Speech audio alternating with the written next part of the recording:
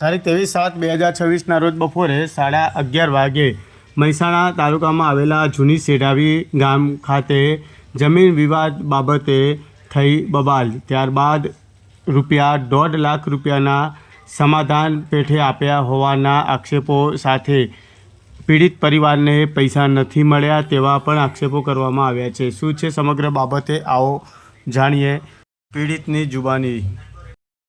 શું નામ હતું અને આપણે શું સમસ્યા હતી?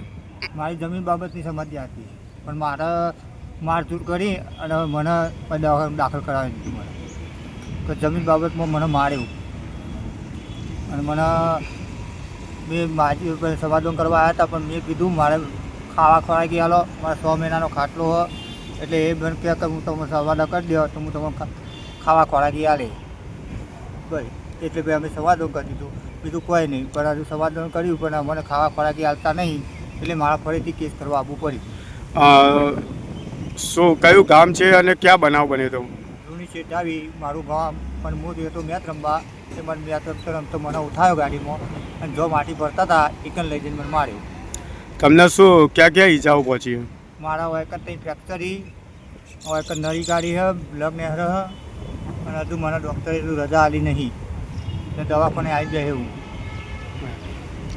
પોલીસ દ્વારા તમને શું સપોર્ટ મળ્યો?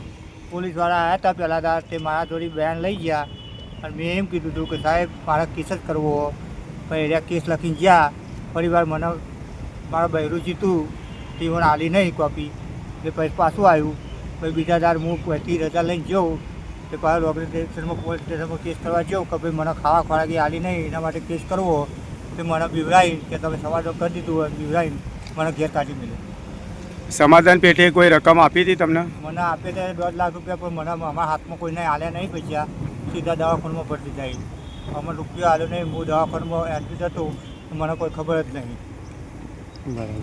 બીજી તમારા શું માંગ છે? મારી ખાવા ખોરાકી 100 મહિના મારો ખાટલો છે, ડૉક્ટરે કીધું કે તાર 100 મહિના કોમ થશે નહીં, પણ મારા ખાવા ખોરાકી આવે, મારા મા બાપ હું એકલો જ છું, મારા રડીને ખવડાવવાનું છું, બરાબર। અને શું સમસ્યા હતી તમારી? મારું નામ ગીતાબેન છે, વાઘેલા, શૈલેષજી વાઘેલા। 3 જણા હતા, મારઝૂડ કરી મારા જમીન, અને અમારે સમસ્યા લઈને આવ્યું તો એ લોકોએ સમાધાન કરવા માટે કોશિશ કરી અને અમને ધમકી આપી, એવું કીધું કે તમે સમાધાન કરી દો નકર અહીં વધારે લોબું થશે, એટલા માટે અમે આ કાર્યવાહી કરી આવી રીતનો। તમને સમાધાનના કંઈક ₹1.5 લાખ આપ્યા હતા, એ બાબતે શું કહેવા માગશો? એ બાબતે એ છે કે અમે ₹1.5 લાખ આલ્યા, પણ અમે તરત અમારું ટ્રીટમેન્ટ ચાલુ હતું મારા આદમીનું, અમારા ખાધા ખોરાકી હજુ આપી નહીં, એટલા માટે અમે આ રજૂઆત કરીએ। તમારે અત્યારે બીજી કેટલા રૂપિયાની માંગ છે?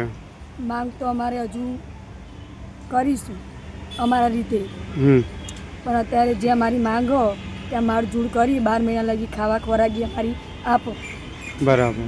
તમે ક્યાં ક્યાં રજૂઆત કરી? પોલીસમાં કરી, અમે પોલીસમાં 2 વખત ગયા, પણ એ લોકોએ ના પાડી દીધી કે તમારે સમાધાન થઈ ગયું હોય એટલે તમારું આનાથી કોઈ એક્શન લેવામાં આવશે નહીં, એટલે અમે પાછા આવ્યા અને પછી અમે મામલેદારમાં આવ્યા।